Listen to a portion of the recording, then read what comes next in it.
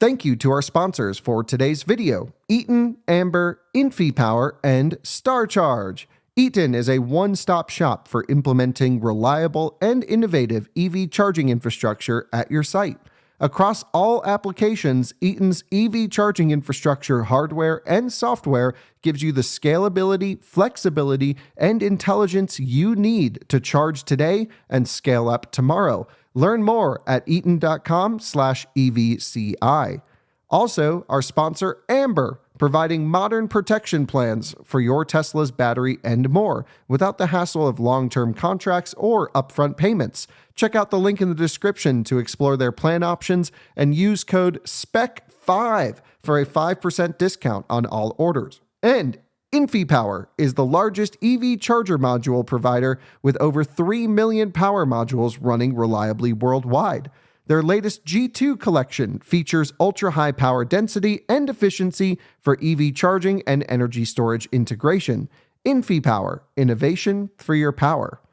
And StarCharge, the largest EV charging manufacturer in the world, and is also a provider of residential and commercial battery storage with microgrid solutions. Hello and welcome to another Out of Spec Reviews video, and welcome to the Kia EV9, which recently won our family SUV comparison test that we put up on this channel recently. We took all of the three-row electric vehicles on the market that are perfect for hauling families, and this was the clear winner. It had fantastic space on the inside, great family technology, and I thought a pretty attractive package and very reasonable price, especially when it comes to lower trims or even leasing them.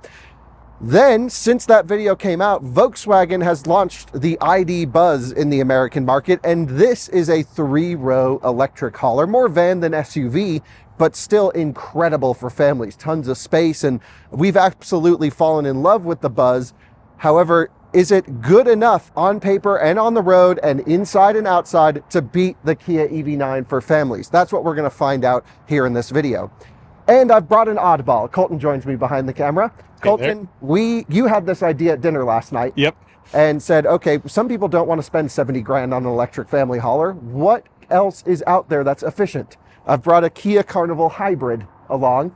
Shout out Fort Collins Kia. We called them like 30 minutes before they closed. And I just want to keep that in the background. We'll show everyone around that as well, because that's significantly cheaper than either of these options. Colton, can you guess the price difference between this ID Buzz and this Kia EV9? Well, I would think it'd be a bigger difference, being the Kia's more expensive, but they're $400 different. $400 difference between these two exact spec vehicles as they sit. This is the ID Buzz First Edition 4Motion. So it comes with almost everything, but not totally everything, and all-wheel drive. And this is the almost everything land trim, so it's not quite the top spec, and this is all-wheel drive as well. Both, big battery, all-wheel drive, that type of thing. This is $71,860. This is $72,000 and a bit, $72,300. Whatever $400 more than that is. Yeah, I don't know if my max, it's $400 or $500 difference. Crazy how close these two are in price. Crazy how different they are on leases. So a lot of people lease new electric vehicles for good reason, because of depreciation. You want to protect yourself from that downside risk. In the past, we never recommended leasing until some of the crazy deals have been going on. Kia EV9s are in Colorado with like taxes and fees out of pocket. We get extra state incentives. These are like $300 a month. Yeah, it's crazy. I asked Ed Carroll Volkswagen, who was gracious enough to let us borrow this on a Sunday, while they're closed. They're super cool. So shout out Ed Carroll Volkswagen Fort Collins. They'll never charge over sticker, by the way. They never have, they never will. And dealers are charging 10 over in Colorado for these right now, which is just insane to me. These on a lease, $1,000 a month, 10 grand out of pocket. Ooh. Give it a couple months, that's going to change. They're just hot right now. Yeah, that's a ton of money. EV9 was kind of the same way when it launched, but yep, we'll get into the mass perception of this. But basically, unless you're writing a check for these two, EV9's so much cheaper. But in terms of sticker price, they are almost identical in terms of MSRP, and if you went to go finance and keep them long term. So let's talk EV9, Colton. You have a roughly, 100 kilowatt hour battery pack. Do you remember exactly what's in this one? I believe it's 99.1. 99.8? Point eight, not Yeah. 0.1. Yeah. So it's a 100 kilowatt hour battery pack, dual permanent magnet motor with a front end clutch disconnect. We've done range testing on these and it always varies per conditions. But the thing is, this has a bigger battery and is more efficient than the ID Buzz. So this does about 285-ish miles for this trim level, I would guess, at 70 miles an hour from full to dead. The ID Buzz, in terms of range, that's where it really falls down, dude. This thing is gonna do, we're running the range test right after this, so I don't know completely. Subscribe to the Out of Spec testing channel. This is rated for 231 miles. I think it's gonna do like 200. You just have, you know, a very tall vehicle, not great aerodynamics. Yeah. However, we always say it's not about the range, it's all about the charging. And they are surprisingly close in their charging performance. EGMP that this is built on is amazing, but this is the lowest voltage configuration of EGMP. So when you're charging this vehicle, you really only get just over 200 kilowatts. This is a 400 volt-ish architecture, but a very high 400 volt because it's got a couple extra modules than ID4, maybe just one more module. But this is just over 200 kilowatt charging as well. So in our 10% challenge, I think they're actually going to be closer than we expect. And so we'll have to see how those videos come out because we'll be producing all the testing on this coming very soon. So the ID Buzz actually charges from 0 to 100 really well, Coleton. It's like under an hour. This is also just under an hour, 0 to 100. So I'm not totally sure this is going to charge all that much faster in the real world. Maybe in that 50 to 80% range where this can hold full power and that's going to taper. One last point on the charging. Tesla superchargers are not open to either of these vehicles yet, but coming very soon. This will charge at 86 kilowatts on an existing Tesla supercharger with the rear motor boosting. Perhaps the 2025s will have higher power like we've seen with EV6 and Ioniq 5. This will do the full 200 kilowatts. So if you're going to use the Tesla supercharger network, now this becomes the road tripper of choice, which no one expected. Yeah, that's a huge difference. Yeah, I mean, EA is certainly going out there. Iona's building out a network. But right now, if you look at our network, once superchargers open, that is going to be the preferable network to use to road trip. There's better amenities, more stations. This is going to charge way better on superchargers than the EV9 will until Tesla rolls out their version 4 high voltage support stations. Buying an electric car is not easy. You have to think about all these things. Yeah, you really do. Okay, so that's some of the range, charging, price. What else should we mention up front about these before we dive into the family details on them? I didn't mention the battery capacity on this. It's 91 kilowatt hours gross, which seems 20 kilowatt hours too small, and 86 kilowatt hour usable. So that's 6 kilowatt hours more than a Model 3, and it's... Yeah, that's not a lot when you put that into perspective. It sounds kind of big when you go, oh, it's 91 kilowatt hours, but that's, you know, gross, not usable. Yeah. And then you're like, wow, okay, it is quite a big vehicle. Yeah. I don't know how it's going to do in our testing. We're waiting for it to warm up a little bit before the range test. We're shooting it right after this. But it's just huge and the battery's too small. And the thing that bothers me about the Buzz more than anything is that it doesn't represent any engineering excellence. They took everything that MEB has been and pretty much kept it the same since then. There's no improvement in higher voltage. The software got a bit better, but it's like still just an ID4 bigger. Extended, yeah. It's like from a Model 3 to a Model Y type situation. Yeah, a bit. It's a bit of a shame because I really thought this could have been a great, you know, it's the refresh of the ID Buzz and we're just getting it now, but I really thought it could have been a great technological showcase of what Volkswagen Group is capable of, like we're seeing with Q6 e-tron and Macan in the same family, charging great, amazing stuff going on there. None of that really made it to here, and it's quite expensive. Yeah. Have to say similar things about the Kia. The Kia has dog crap software. Yeah, it's pretty bad. Absolutely unacceptable software, I think. People will comment, no, you're wrong. I'm not wrong. It's terrible software. No, I mean, for our use case, you know, we're not using this for a big road tripper, so that doesn't really matter. If you try and use in-route navigation, surprisingly, Volkswagen's got it figured out more than Kia, which is saying a lot. So we just end up using Apple CarPlay, which I'm not a huge fan of. The software in here is utter trash. Yeah, for sure. Totally. So should we get into stuff families care about, space and everything? I think that's been one of my biggest things with the EV9 and is why we went with this over something like an R1S, is just the pure space inside. Yeah, and if people are curious how this stacks up to Model X, EQS SUV, R1S, We've already done those videos, and a whole road trip race between all of them as well. Yes. The Buzz would not win the race to Vegas. Let's just put it that Right. way. We don't even need to test it to know it's not going to win race to Vegas. I want to start with front space, because this is a much more traditional, boxy SUV style. Oh wait, there's a button in these things. And I think looks quite rugged, especially you've got it on your Nokian Hakkapeliitta winter tires. They look great. It's just a really good looking SUV. Surprisingly small front trunk considering the space of this vehicle though. Yeah, like minuscule. Yeah. I mean, Model 3 has a way bigger front trunk if you're just comparing front trunks here. Yeah. I don't know. You can see what we carry in here. So few charging cables. This has literally never been opened. Yeah. Tesla tire inflator, of course. So. And then a 12 volt. Yeah. Because Kias are known for just not charging their 12 volt batteries and it going flat. I'm surprised the orange light isn't on right now. You also have your vehicle to load adapter, which is pretty cool. You can export power out of both vehicles. That has power outlets. This has power outlets. The one thing with the EV9 though, dude, that's really nice about this vehicle for camping and leaving dogs in the car, it doesn't have dog mode or camp mode, but there's utility mode where it can essentially just run until the battery's flat, which is great. The Volkswagen has no such equivalent, which I think is a huge miss right off the bat. No Totally dog agree. mode, no camp mode. If you're camping in this, you have to keep preconditioning it from your cell phone, but you're going to be camping in areas without cell service. Yeah, And so exactly. it's just not possible. It's so dumb. Wow, that like almost does pop open there, but not quite. I want to show you the copious amount of front trunk space. Oh, wait, sorry. There's nothing. Yep, that's a shame. It really is. I can almost forgive this because the packaging inside is so huge. So they stuffed all of the electronics up this way. So you just have your washer fill, 12 volt, other little stuff up here.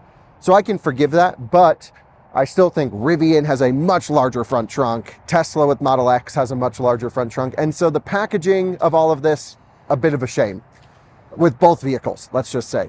Yeah, especially in terms of like auxiliary space. Yeah. I would say, you know, EV9, we talked about this before, has much more interior passenger space than R1S, but when you get to like under rear trunk storage and front trunk, it's a totally different ball game. Totally. Let's go third row, second row, first row in all vehicles here. We'll talk about the Carnival at the end because I think that's just an interesting alternative. To get into the third row on this one, I'm just going to hit the button and the seat slides forward. Now yours is not equipped with the power sliding second row. Correct. Your brother's car is. Yep. And I prefer the manual ones because it just happens so much faster. Yeah, the other ones are just like, it's almost like 20 seconds. You're like, go insane. You're like, let's get the kids in this thing. And so here I am in the third row. I can tell you instantly, well, let me just pull this up. Why don't you pop over here, Coleton? Yep, can do.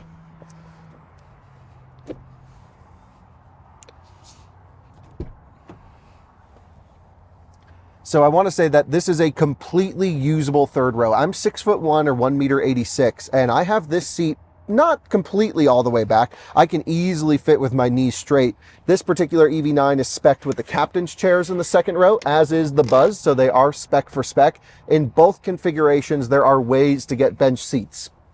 One thing we should note, if you want a high trim version of this EV9, you're stuck with the captains, which sucks, I think. Yeah, totally agree. You like the captains. I think they're great for people, maybe dogs, but if you want that extra person, or if you want to lay down in the car and have a completely fold flat experience, I'd prefer a bench seat. So anyway, back here, headroom is great. I've got lighting, I've got USB-C ports, I've got 2 cup holders on each side, which is awesome. Actually, really 2 cup holders on this side, 1 cup holder on this side. Oh, interesting. Yeah, but either way, still plenty of room, dude. They're comfortable. I can recline. I've got air vents right here in the roof, which is a key point. One of the reasons this won the family SUV comparison was the air management in here is amazing. You've got great HVAC in the back. You can control it from the second row seats with that adjustment right up there. And really the third row, for the type of people that typically travel in the third row, shorter people, kids, this is more than enough space for people, I think. Totally agree with that. Second row challenge. Let's do it. So I'm going to move that up. I'm going to slide out the side. It's a little hard to get out of that third row. This opening is a little narrow, dude. So let's push the seat back and then lock it. Now, this is not in the same position where I just was in the third row. No. I would not fit back there. It was Right. Right about there. Which you do have more space to go up forwards. This is pretty reasonably far back, but yeah. I'm going to put this all the way back. I want to show each row at sort of their maximum, but it is nice to note that each vehicle has adjustable first and second rows. The Buzz has adjustable sliding third row. Right. Okay, so big door back here, surprisingly. Heated and cooled second row seats in this thing. Yep. That's so nice, dude. Love it. And Love this isn't even top spec. No. It's really not. This is, I mean, this is being the land.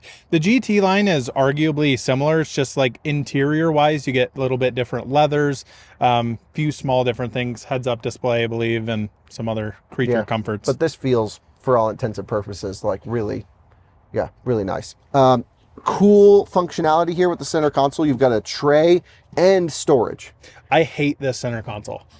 The only reason I hate it is because, so if you pull that back out and just try and slide that cover, the whole thing tries to move a little bit, unless you lock it like you did. Right. But most people just kind of open that. Like and this. Then, and then they're like, oh, the whole thing goes in. Yeah. Yeah, I could see that. Yeah, so you have to pull from here, lock it out. Yes. And then you have free reign to move this. Yep. I can see that being a pain. With this configuration gives you absolutely zero under armrest storage at all. Up front. Okay, we'll talk about that. 2 cup holders here for the second row, which is nice, and door pockets that can hold a water bottle. ISOFIX, by the way, for all 3 row, or not all 3, not the front row, but second and third row. And dude, really nice piece of glass back here. Yeah, I mean, when you get to the Buzz, it's way better. But yeah, it is nice. No, it's nice. Yeah, it's cool. I mean, I don't think anyone's going to complain about this. Sure, we would prefer a full glass roof, but this is still nice enough. And I think really a well thought out vehicle. USB-C ports in the seats, map pockets sort of back here. These are arguably weak. Totally agree. Yeah, there's no felt padding. It's just straight plastic and doesn't feel that great. But, totally agree. Better than nothing. And like, I think the thing with the EV9 is like this vehicle does shine for second and third row. It's got great HVAC, great wide seats, heated and cooled second row, USB-C ports for every passenger, tons of room to breathe. Feels like a nice SUV, and dude, they're popular. I see these things all over the place now. Yep. I really think it's down to the lease deals on these. I mean, when you compare this to R1S, I would say R1S is such a much more nicer package inside in terms of like materials, but space-wise, second row, third row in R1S is a little tight. Yeah, base Rivian does play in this sphere, and we were thinking maybe we should get one, but we literally came up with all this yesterday. Yes. But I really think that if you're buying one for a family, we all determined this is the correct family choice. Right. Okay, now, front row. I'm going to sit in the driver's seat for this side. Okay. Colton, it's time to jump in the first row of each vehicle. And of course, I want to talk about the space, but something super important about getting in and out of a car every day, 3, 4, 5 times a day is actually like, how do you unlock and start it? This supports phone as a key with Apple Watch and other devices, I'm sure. Yep. Which is amazing. That doesn't at all. You need to carry a key fob for that, which is like 1994. Yeah, the integration of this is pretty interesting because it uses it through Apple, very similar to how BMW does. I'm not sure I like it more than like Tesla phone key, but it's nice that you can easily share it that way and don't have to have an app for it. Right, you can share this with your friends. It's just, and it uses the NFC built in, but it also means if your phone dies, you can still unlock your car. Right. Because you can just tap your phone to the door handle and it will work passively. Yep. I think that's pretty cool. Totally agree. So let's jump inside, and that's just a huge win for Kia, is not having to require a physical key fob. A lot of people who haven't had a vehicle with phone as a key might be like, that's so dumb. Why is that a big deal? It is life-changing. It really is. Gotta hit a stupid start button. Didn't even work. Let's get the phone in here. There we go. Phone's in the car, and we're on. Why do you need a start button in a car in 2024? Yeah, don't know. Volkswagen does it better, but we also noticed some weirdness with how that situation works when we were getting in and out of it last night. We'll talk about that. At least Volkswagen doesn't require you hitting a start button. Right. That's a win for the Buzz. Yeah, absolutely. So it's almost 50-50 at this point. You need to carry a key in that one, but you don't have to hit a start button. Yep. Anyway, I think what's important in this section is, space, storage, feel of the car. The seats in this are amazing, Colton. They're wide, but they're cushy. They're not sporty really in any way, but you do get a little bit of bolster on the side. The headrests are the best in the business. It's absolutely comfortable to sit in here. And I just love relaxing in the EV9. I actually even have a relax mode that can push up this little That takes a century. That takes 100 years. You'll be done charging before it ever gets to the point of relaxation. So I hate that, but you at least have it. Yeah, so if you're I gonna don't. take a nap in your car, it doesn't work for tall people. No, because you have to like recline the seat so far back, and then Yeah. it doesn't really work with your legs that much. Because Koreans engineered Yes, this. They're yes. all short. I don't actually know if that's true. Forgive me if I offended you. You always offend someone on YouTube. Anyway, one problem with this though, Colton, steering wheel is a mile away, and this is as far out as it comes. Totally agree. It needs to be here. Yeah, 2 to 3 inches, I think it would be almost perfection. Absolutely. Just come on out right to here. Give me a little bit closer, because I always feel like I'm just reaching for everything in this. Yes. And you're always like moving forwards, all that stuff. But in terms of space and ergonomics, you've got a really nice steering wheel with all of your controls right here on the wheel. You've got your shifter, which is quite awkward, but I think you'd get used to it as you own it. So many people I've been in with EV9s get in and go, how do you start this thing? Well, the most annoying thing with the shifter is you have to physically put your foot on the brake to change gears. Right. And when you're doing kind of the, reverse to drive situation, you have to come to almost a complete stop and then do it. Yep, that's a real problem. So in most cars, yeah, you always need the brake to shift out of park. But you can normally, like you're backing out, 3-point turn, throw it in drive and go. This is like, because it has one pedal driving, you almost never touch the brake. Right. And so you're forced to like go, why is this thing not going in reverse? It'll ding at you for false shift, slam the brake, shift the gear, and you're like sometimes accelerating the wrong direction because you think you put it in reverse.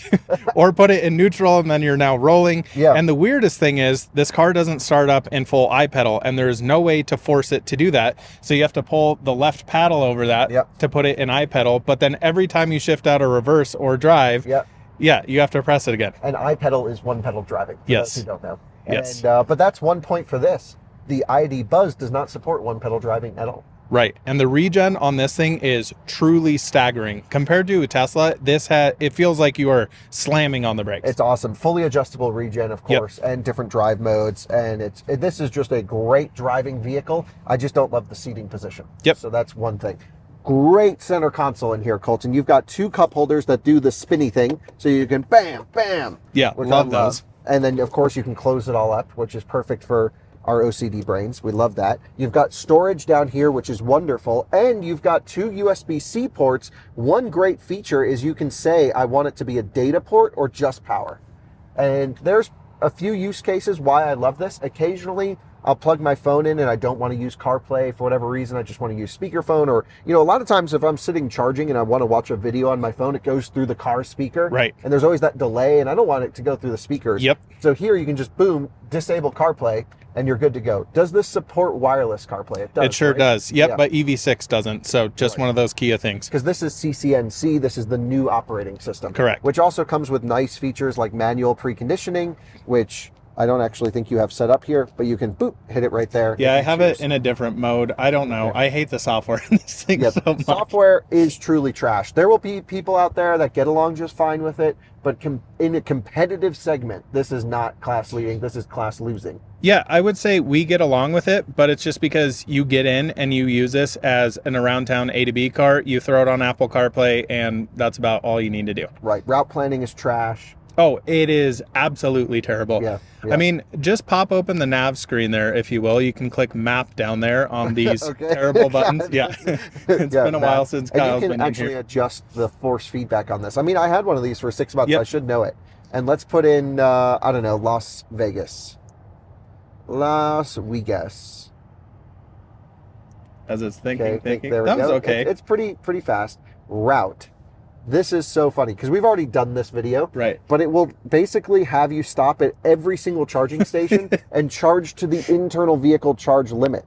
Available charging stations would be updated. So here you go. You've got 20 to 86, 20 to 100. Oh my God. This is just you could make it to like way farther than any of these on a single charge. Holy smokes. It's so stupid. Yeah. So you're just going to waste your entire life if you follow this route planning. So they really need to fix it. No one at Kia seems to take our videos seriously because it's still not fixed. And we've been complaining about this for years. Which is sad because this thing has a pretty great charging curve. It just sits flat out almost to 80%. Yeah, it's very peaceful because you do want to charge it to 80% every single time. Right. You never have to like think, oh, let me wait until just enough where I get to the next station. This is actually faster if you do ride that 80% buffer, but you still want to go as far as you can. Right. After the 80%. So the road tripping on this is like expert level to maximize to get there versus the Volkswagen, I think is much easier. Yeah, the new software in that is really, really impressive. Right. It was a different story just a few years ago, so we have to give them all the credit in the world for fixing that. Nice ambient lighting up here, Coleton.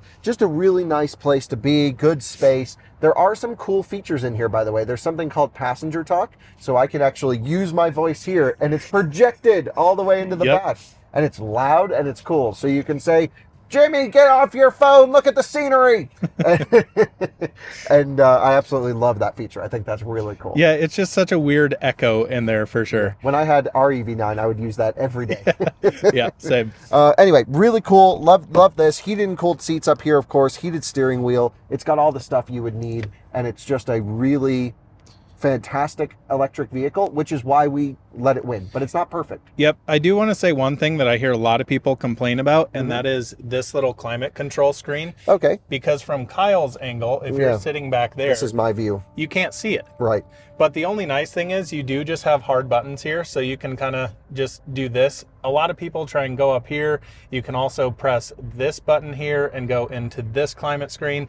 It's not well implemented. It's like they had two screens and they're like, oh wait, we wanted this farther over here. We need to put something there. So yeah, it is a little strange, but I do like the physical buttons there, of course. So one of the things with climate control is having a separate rear system than the front. Both vehicles allow for split control, and both vehicles, I would say, have extremely adequate heating and cooling. The Buzz has a stronger HVAC system, though. That is crazy. Which is crazy, because this thing absolutely rips. Yeah, there's no issue with this one. That just takes it to a new level. Totally agree. So let's jump over to the Buzz. We'll shut this off because you physically have to.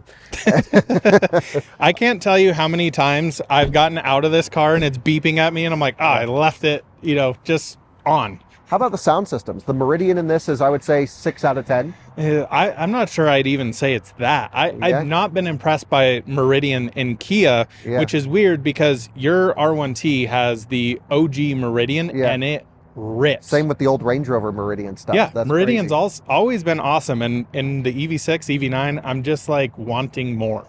This is the Harman Kardon system. I think actually probably pretty comparable. This has really good up until you hit a volume limit, and then it kind of breaks apart. Yeah. So, I would say this is 6 out of 10, that maybe 5 out of 10. Yeah, I would agree. I don't know.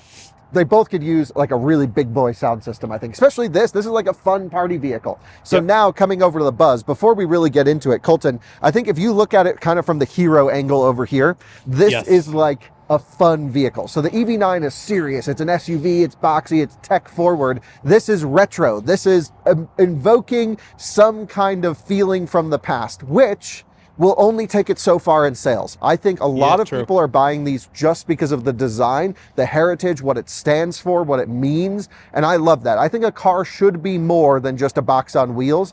However, that's only going to take this so far in sales. Once the initial excitement is over, and I think it's going to be over way quicker than anyone expected, it has to compete against EV9, against minivans, and that's where I think maybe things don't go so well.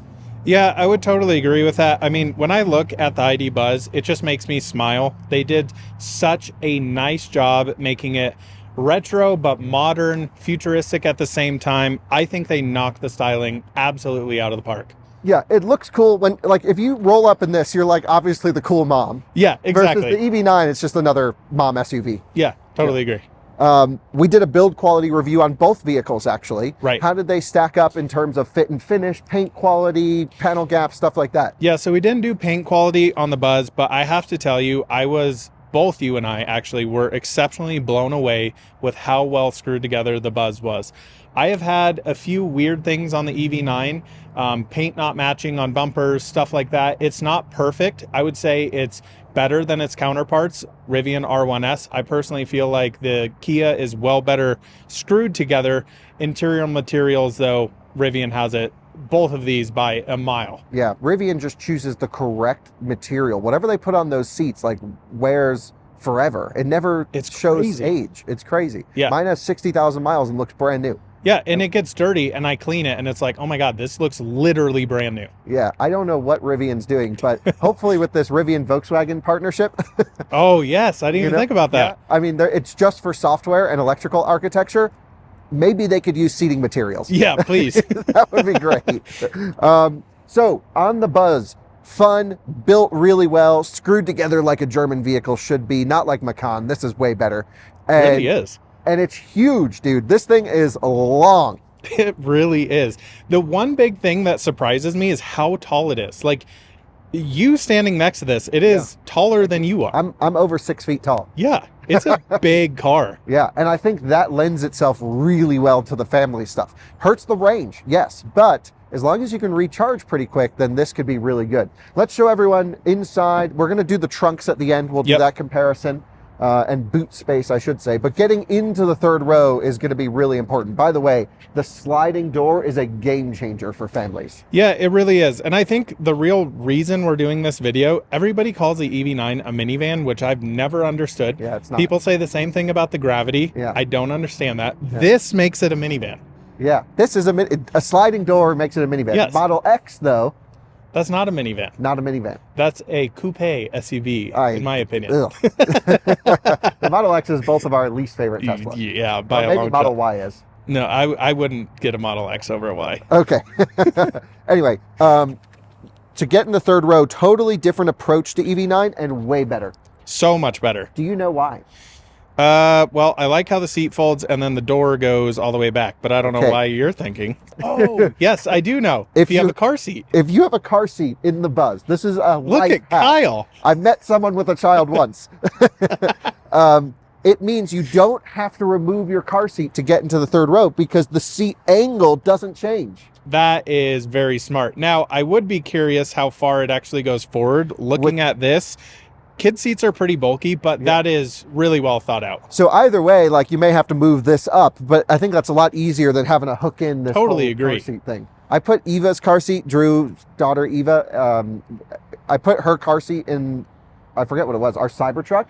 It was actually pretty easy, but it was still like a 5-step process. They're really frustrating. Remember we had Nick put him in every single car? Oh yeah, shout out to Nick for that video.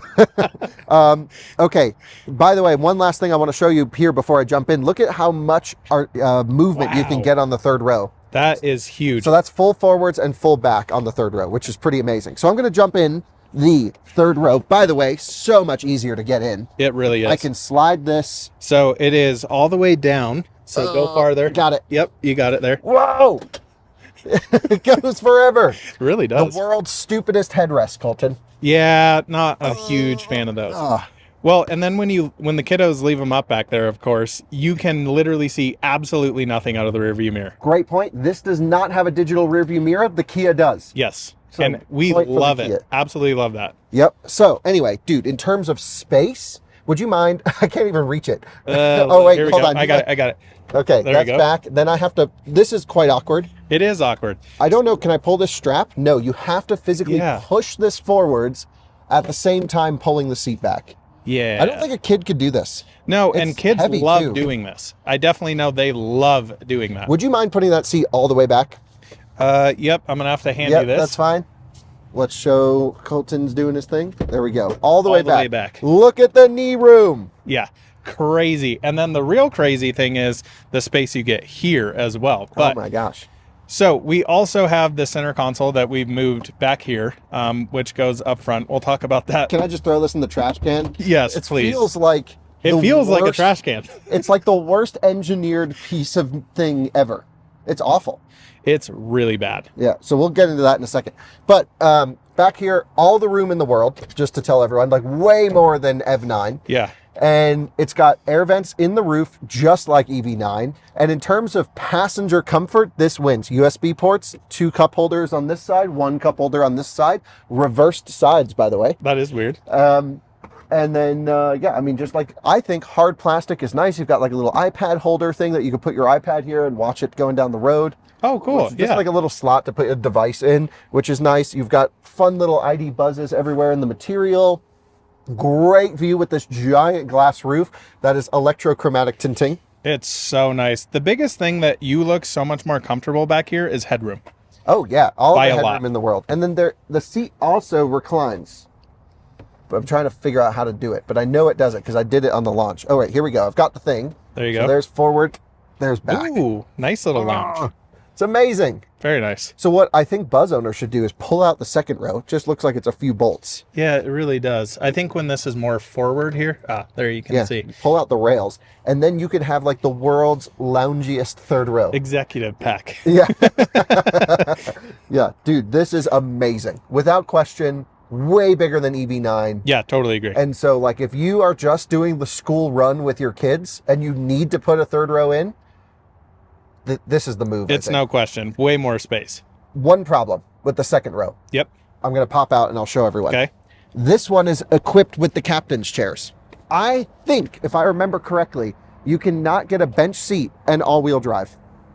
Oh, really? Yep. If you get a all-wheel drive Buzz, you're locked into the captain's chairs, which means this is a 6-seater for the northern part of this country. Weird. Why would that be the case? Weight. Oh, good point. Glass roof, front motor. There's something. Maybe it's glass roof and you can't get everything. Huh. And I'm pretty sure it's all-wheel drive. I was going to say, because it's not like there's a floor situation going on here, because it's absolutely flat. Well, yeah, it's dual motors, there. completely independent. There's no drive shaft. It's got to be a weight thing, because in other markets you can do it. Either way, I think everything pops in and out, so you might still be able to add a seat. Yeah, well, there's like rails there that you can definitely clip something into. Probably not, wow, look at over there. Wide open in that Nice. Sport Track.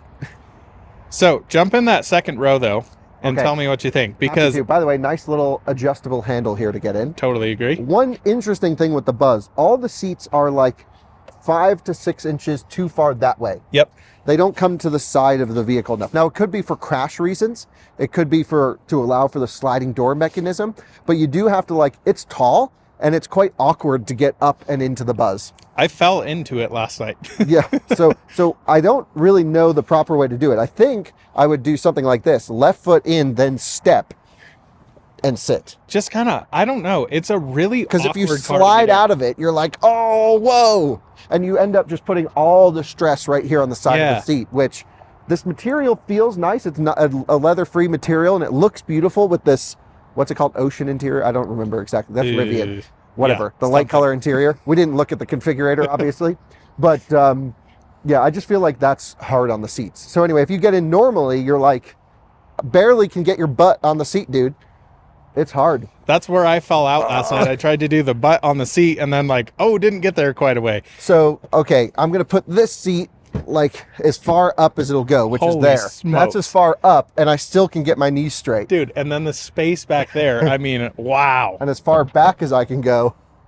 You are lounging there, brother. It's amazing how much room, and the fact that I can still fit in the third row with the seat. I'm 6'1", all the way back like this. Yep, and I think the front seat is even in entry-exit mode right now. Yes, the front seat's pretty far back. So the room is astronomical. I think it has more interior cargo space for passengers than a Suburban.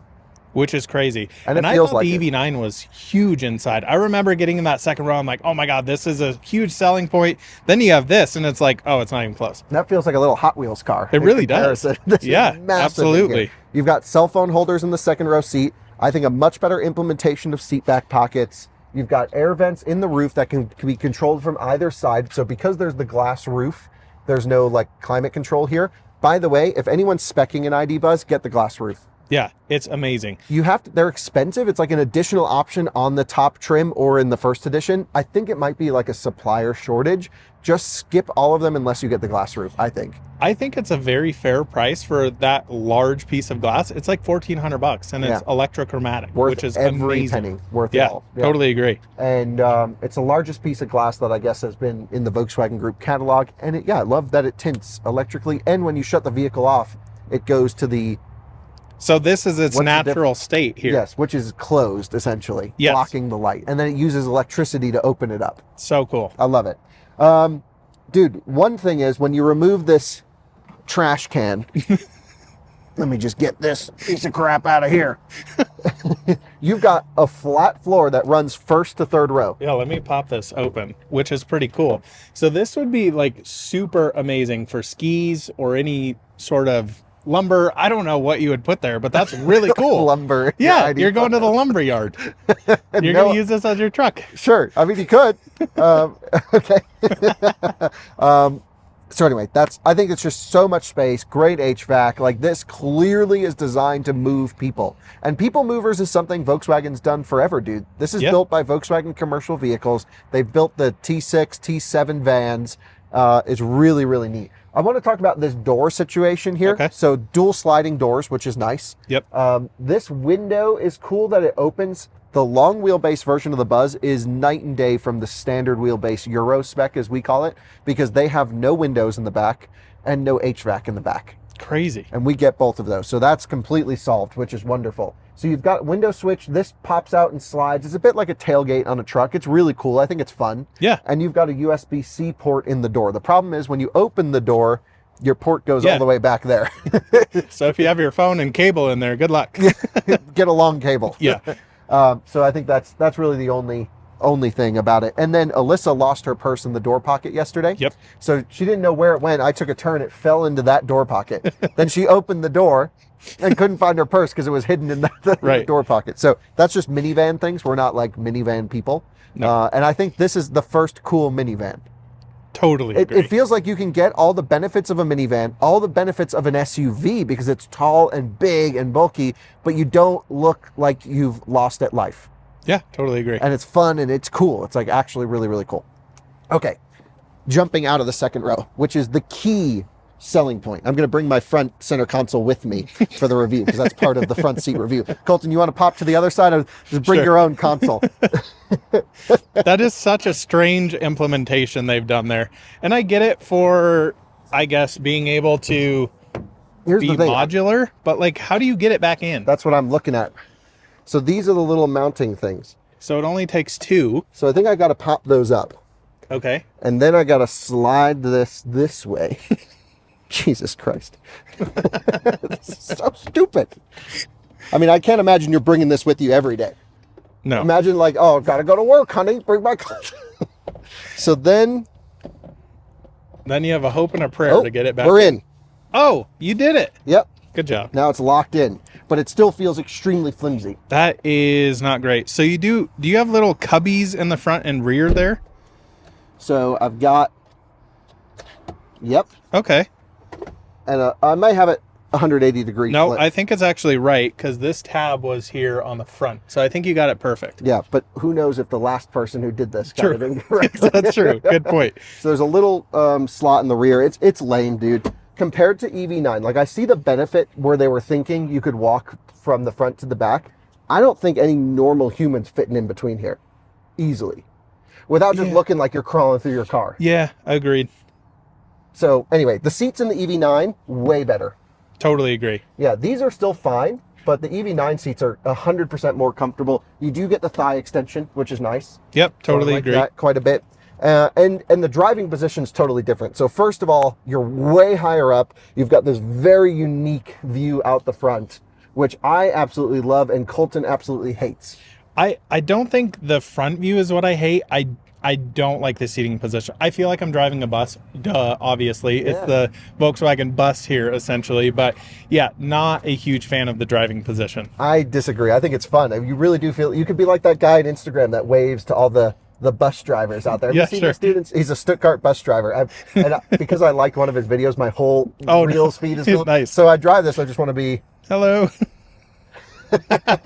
Driving a bus. It's amazing. So I think it's cool because it's unique. It's different. It's interesting. Sure. But I agree. If you're just looking for like a normal driving experience, the EV9 is... It just feels awkward the first time getting in. The seats just sit so high. Yes. I'm looking at how your knees are, and it's at like a 90-degree angle. Yes. That is one thing I detest in vehicles. And Rivian is one of those for me, too, that I very much sit like that, and that's why I don't like driving the Rivians. Damn. So maybe I love this. I think you really do. Yeah, because I love my Rivian seat position. I know. So yeah, I fit fine. I still wish the wheel would come out farther. Yep. But that just means I gotta move this up and give the backseat passenger even more room.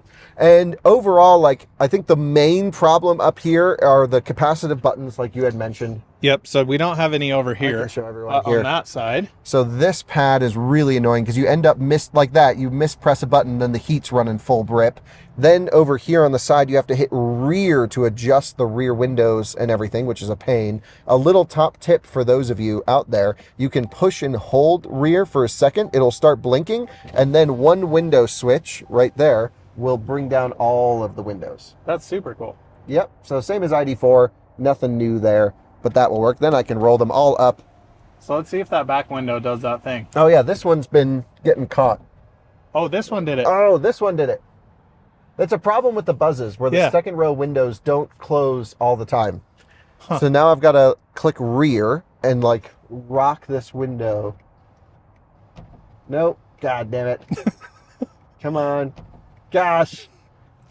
Okay, so I'm glad we actually showed this. We were trying to show it in the build quality video. There it goes. That's pretty weird. Yeah, that needs to be fixed. Yeah, totally agree. Be a recall. Yeah, 100% will be. Okay, or like a service action. Well, you can imagine somebody who doesn't have can't just sit here and articulate that, or is going to get annoyed. You're just going to leave that open. It's going to be freezing and snow inside your car. So you've got your really plasticky feeling controls here with your wipers that go. Love the wipers. Love that. But I hate these controls. I really think the old ID4 where it was up here was much better. Totally agree. Volkswagen says these are improved. And I'm just not seeing that. That's not an improvement at all from where it was. I totally agree. I don't think they're an improvement. They look crappy. It's the only white thing up here. It's a complete afterthought. They feel really shitty. Technical term. Yes. And then you move to the steering wheel, which is a wonderful wheel. This is a fantastic steering wheel. It's the right shape, the right size, the right material. Wash your hands before you drive one with the white wheel. Because we've all seen the ID4 first editions pop up used with destroyed white steering wheels. And people out there are disgusting, dude. Believe me, I know. As a detailer, I definitely know that. Wash your hands, wash your steering wheel. God damn, it's crazy. It's got the worst horn. Oh, I think the horn's incredible. Terrible horn. It's a meep horn. It's electronic actuation. You can hear the relay down here. Yeah. Yeah, so really you actually hear the click louder than the horn on the inside. Right. And that to me is like not engineering excellence. Yeah. Okay. Just little things like that. Also, I think this whole material usage is really poor, Coleton. This is really crappy feeling plastic. This is just straight plastic, dude. Yeah, it's not. It looks like real wood grain, like you'd see, and I guess Model 3 and Model Y had that for the black interior. But this is just like, I don't know, a piece of vinyl put over it. It does not feel very nice at all. Don't ever touch that. Like, keep your hands back here, and then you'll be fine. Yeah. I love the dual armrest on these things. So just like this seat here. You got the dual armrest. Always put up the one closest to the door though before you get out, because then it'll get stuck in your butt crack and it feels uncomfortable. Don't ask me how I know. That's incredible. Great advice. Yeah. Okay. So cabin's cool. I actually think this is a 100 times better infotainment system than the EV9. Totally agree. Yep. So love this. You've got. It just glitched for the first time, I swear. It's been really, really consistent and very good. It's amazing. So you come over here, you've got all of your apps, you've got ambient lighting that's totally adjustable, you've got these cool sound modes that you can adjust everything in here, and that's probably not how I would set the sound, but we can go through that later on. You've got just like a really nice route planning. So we'll put in that same Las Vegas here, dude, and watch how quick all this happens. Las, space, Vegas, boom. I'm so blown away how much snappier this is than the ID4. Amazing. Of last generation. Route and chargers are already put in there. Bam. Done. And you can swipe over and it'll show you, okay, let's get there dead, charge for 20 minutes. That's all you ever need to do in this thing is 20-minute charge stops. Just went to 25-minute charge stops. So if you're following Route Planner, you're going to get there way quicker in the Buzz, which is less efficient and arguably slightly worse charging. And it does the thing that like Tesla doesn't even do, which is, look at this, remaining range at the destination. You can say, okay, I want 20 miles of range, but remaining range at the charge stop, out of spec style, 5 miles. That's what Tesla needs right there. Yeah. So Tesla just did the destination, yeah, but not the charge stops with their update. And here Volkswagen gets it. You know why? Porsche is part of Volkswagen Group. Right. And so I and everyone else said, just copy the Porsche route planner. And they did, and it rocks. Yeah, it's awesome. Very good. Really good. So I think this is nice. This is now finally backlit at night. which was like an issue for a lot of people, but not really for me. It was never an issue as an owner. So we had an ID4 before. So my software experience in the ID4 was utter trash. I would say the EV9 was arguably the same worse as this. This is a huge upgrade for sure. Yeah, I love it. You can set your charge limit so easily. Boom, right there. You can actually go ahead and start battery heating with a button. You don't even need to navigate to a station, but it'll do it. It says quick charge potential is 87 kilowatts and 24 minutes needed to reach the optimal preconditioning temperature. That's so cool. How cool is that? They get it. Finally, Volkswagen got the EV thing. Now, if only we can get the voltage up and all that stuff. But I still think it's a very usable vehicle. But this is a nice way, if you're not super familiar with an EV, maybe this is your first EV, to like, oh, okay, I go in here, if I precondition, I'm going to get faster charging speeds. I think that's something people really struggle to understand. Yeah, I love knowing exactly what I'll get as soon as I plug in, which is wonderful. And as I warm up, this number will increase and it will go up to, I don't know, 150 kilowatts at 50%, whatever it'll do. Love it. Cup holders are the worst part of this whole car. Yep, totally agree. 2 right here. Second row doesn't even have cup holders, do. So I think it has it in the door. Right. Yeah. Not great. But then they go all the way back there. You can't stop the door halfway either. No, you really can't. So if you click this and then want to stop it, it just opens, which is really annoying. There's no way to stop it. One thing we didn't touch on, this has massage seats. Bad massage. Do you feel like there's any massage seats that are actually incredible? No, not that like actually feel like a massage. They're enough to like keep you awake and keep the blood flowing though. It always feels like little mice just running around in your seat. I like them though. Yeah, I think they're nice. It's definitely a nice feature to have for sure. Okay, huge, sun blocker blinds here. No digital mirror. That's a problem. Yeah, because out the rear view, if you have both of those headrests up, you have literally a square inch of space to see out of it. Let's jump and show the trunk space. Yes, trunk will be interesting between these two. By the way, I love that it shuts off as soon as I get out of it and it turns on as soon as I get into it. So here we go, opening up the massive rear trunk. Love that. Holy smokes, huge. By the way, the price on this one, just so everyone knows for sure, it's $72,300. $72,300. Nice. Okay. So to fold the third row down, he says, you push this down and then you have to remove the carpets and then you have to fish for the cable. So it's normally right here. Yeah, but I pulled it to adjust the angle. Oh, so it's that's how you adjusted the angle? Yeah, you pull this. Boom. Down. So here's worst case scenario. Well, let me actually give you true worst case scenario all the way back. Okay. And best case scenario all the way down. This is a tiny amount of cargo space. It really is. But again, I showed you that I can fit in this seat with it more forwards. So let me move this up a little bit to like maybe worst case position, maybe for kids. Yep. Then you actually do get, and they probably don't need to be as much reclined, then you actually do get great space. Yeah, that's not bad there. And a lot of people are going to say, okay, well then you have this huge like hole back here. This is actually an accessory that you can take in or out, which is very cool. Yeah, it just unscrews right out. And it is optional, standard on the first edition, but optional on others. And so just having this is really nice for a flat load floor. Right. But if you don't need it, you can actually remove the third row and this, and it all pops out. Yeah, I think that's pretty cool. Yeah, I think actually this coming all the way back is nice. You can prioritize interior people space. Like if you're just going to dinner with 2 other couples, and you don't need luggage, or if you're doing a family road trip, you can move this up a little bit. Don't forget the ID Buzz does support towing. I think 3,500 pounds, is it? Wow, that's actually more than I thought. Why is it beeping? Sounds like a bomb's going to go off. What's beeping? No idea. It must be because Is it trying to close it? Yeah, maybe I got to stand out the way. I have no idea. I've never heard this beep in any Volkswagen product before. Very strange. Now it just went away. Stopped. Okay, must have something to do with the auto open and closing. And yeah, you can put some like little storage down here. But dude, the opening and the low load height is amazing. Well, dude, it is well below your kneecap there where the bumper sits. Yeah, if you're lifting something heavy, you just go like this and in. How different is that from Gravity, just out of curiosity? Feels even... I don't remember exactly, but if I had to guess, this is slightly lower load floor than Gravity. Interesting. Just by maybe that much. Sure. These are heavy mats. Do you want to compare this quickly to EV9 rear trunk space? Yes. Because we did not look at that. Let's do that.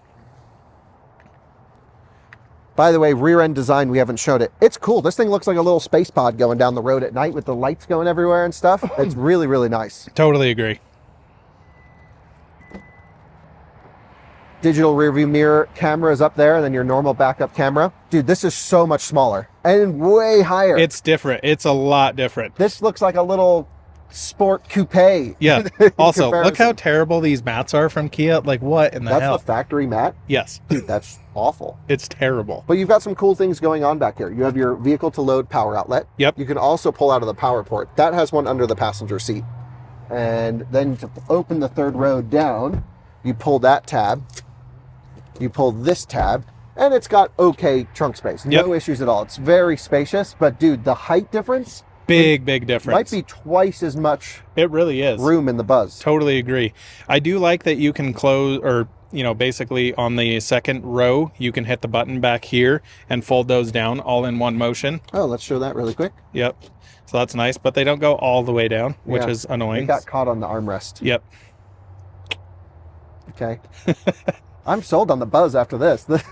It's definitely a lot bigger. If space is your absolute necessity, yeah, no question the Buzz is just way bigger throughout. Yeah, so again, if you're doing the city family run or like hauling a lot of stuff, this is the move for sure. This is awesome. Yeah, holy cow, that feels so different coming here now. Okay, wow. So let's give our final thoughts, and then I want to bring in the wild card just for the ending here. But Coleton, I think these are two totally different vehicles with two totally different personalities. But however, they accomplish the same thing of moving a family around using electric power alone. And these really are the best options on the market right now. Lucid Gravity is not delivering yet. Right. At the time of this recording. I think within like a week, we're going to see them. So that's going to be really interesting, but that's another price category for the one that's on sale. They're starting at like 95 or so. So another $20,000 above these. There will be cheaper ones of those in the future. And I would like to do another big SUV comparison. But right now, at the time of this recording, these are the best family haulers that are electric on sale. The thing with the ID Buzz is you're going to give up on ride comfort, I think, compared to EV9. Yep. You're going to give up on range compared to EV9 and potentially some charging, but I don't think it's actually a big enough difference to make it noticeable. But I think realistically, if you're one of those folks who hates EA, which is quite a few people. You mean Electrify America. Yep. Yeah, Electrify America. You're going to want to have the Buzz and use a supercharger network, because the EV9 on superchargers right now with V3 or even V3.5 is not ideal. Yep, totally agree. So in this case, you get all-wheel drive. You get, captain's chairs in this configuration, way more space. I think a fun styling and package. This is my choice if I had to choose between the two. Sure. I will give up the range. And I think on the highway, it's going to be a bigger difference than what EPA suggests. In the EPA, it's like a 50-mile difference. I think it's going to be a 100-mile difference on the highway. Do you really? I really do. I think, because EPA is mixed city and highway. This should do pretty well. It's efficient in the city. It's got an induction front motor, permanent magnet rear. However, this thing on the highway is going to chug the juice. So if you're doing a lot of highway driving, I really think the EV9 is something to consider. So the interesting thing, last night we were driving this around town, brought it to the hub, went to dinner, brought it back, 2 miles per kilowatt hour going around the city, like max speeds of 45-ish. Yeah. What would EV9 do in that scenario? You could get probably 2.8, if not 3. Wow, big difference. Yeah. So it's probably worth doing an efficiency comparison between these two at some point. Let us know if you guys want to see it. This will be at Ed Carroll Volkswagen for a while. This is their demo unit. We can borrow at any time to do anything we want, which is amazing. So question for you on the Buzz, does it disconnect the front motor? It's an induction front motor, so no need. Okay, gotcha. This does a clutch disconnect. Right, and it makes a huge difference on the highway when you take it out of I-pedal, one-pedal driving, which keeps both axles going, and put it in rear drive only mode. I mean, it's not like this has all the range in the world either. It doesn't. It really doesn't. It feels like this is short on battery capacity. So if you're already like, this is probably inexcusably less range. Yeah. This needs another 20 kilowatt hours. This should have been a 120 kilowatt hour vehicle, not a 86 kilowatt hour vehicle. Yep. Either way, I still think for me, the Buzz is fun. It's cool. I like the software in this now. I think it actually is totally usable, and it's maybe it's just because it's new, but it's definitely a conversation starter. This is interesting. It and really I think is. that goes a long way between these two. So my choice clearly is the Buzz between the two. Do you agree? What do you think if So, you had them parked next to each other? I think last night when we were sitting down at dinner talking more and more about this, I was like, oh, these are really big competitors on paper. Then when you're standing next to them, they are two totally, completely different cars. Yes. I don't understand how people say the EV9 is a van. It is clearly an SUV. Yes. And this is clearly a van. And they're Yes. two very distinct, different styles. This drives like an SUV. This drives like a van. Oh, by the way, this rips. It absolutely boogies. You can back off stability control and like really throw this thing around. It's fun. It flies. Yeah, And it's like 335 horsepower, which sounds underwhelming. Yeah. And it is properly quick. Yeah, this is actually fun to drive. Yes, it really is, for sure. So what's your choice? You have to pick. If you're I would for a take- family. I would take EV9 all You day. would take EV9. Yeah. So why would you take EV9 for a family with that terrible cargo space in comparison? Before you say anything, great news.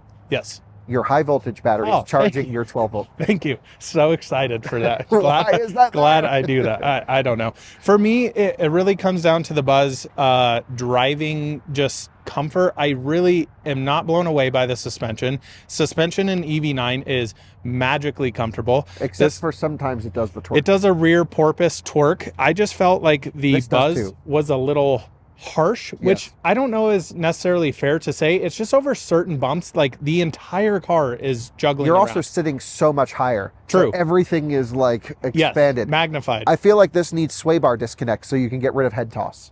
I mean, you said you got sick in the third row at one point in Yes. one of these.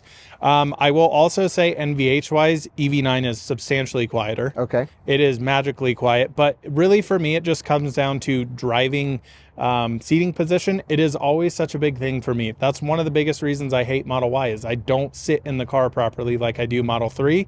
And that's why I don't like driving Model Y and I don't like driving the Buzz. That's my Interesting. personal And I opinion. feel that way about the seating position in this. I just don't think the wheel comes close enough. So ignore seating position.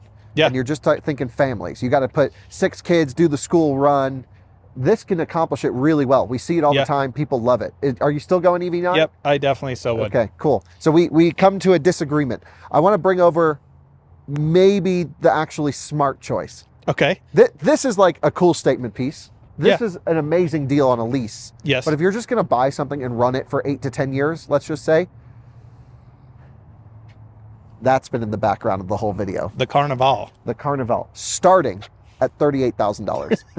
That's crazy. I didn't even know you could get a car that big, that cheap. We're such in this EV bubble. That's crazy. Okay, this is fully spec'd, maximum. It's prestige, whatever the heck it is.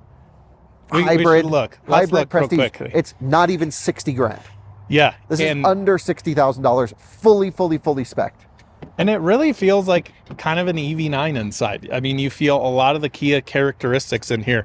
What do you think about this interior here? Blue and white, pretty Love it. wild. I think it's cool. I'm in. Yeah, really crazy stuff. Gives me a yacht vibe.